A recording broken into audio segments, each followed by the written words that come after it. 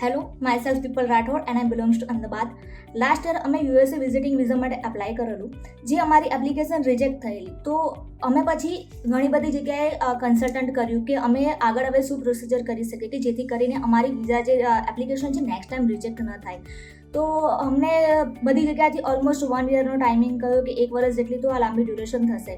ત્યારબાદ અમે ઘણી બધા સર્ચ એન્જિનમાં સર્ચ કર્યું, ઘણા કોન્ટેક્ટ્સથી અલગ અલગ જગ્યાએ ઇન્ક્વાયરી કરી. ત્યારબાદ અમારો કોન્ટેક્ટ થયો વિની ઇમિગ્રેશન સર્વિસીસ સાથે. ત્યાં અમારી મુલાકાત થઈ નિમિલ મેવાડા સાથે.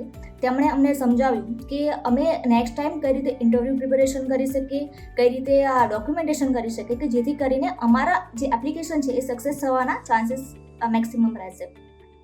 ત્યારબાદ એમણે અમને રજિસ્ટ્રેશન કરવા માટે નવેમ્બર 2023માં અમે રજિસ્ટ્રેશન કર્યું.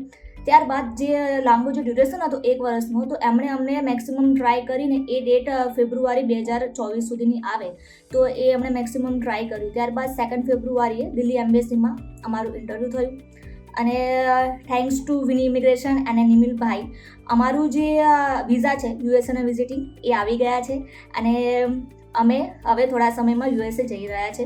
તો thank you so much Vini immigration એન્ડ Nimil Mewada.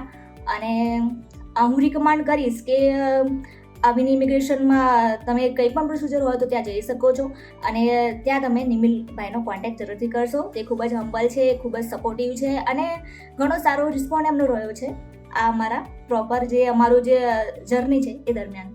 Thank you so much.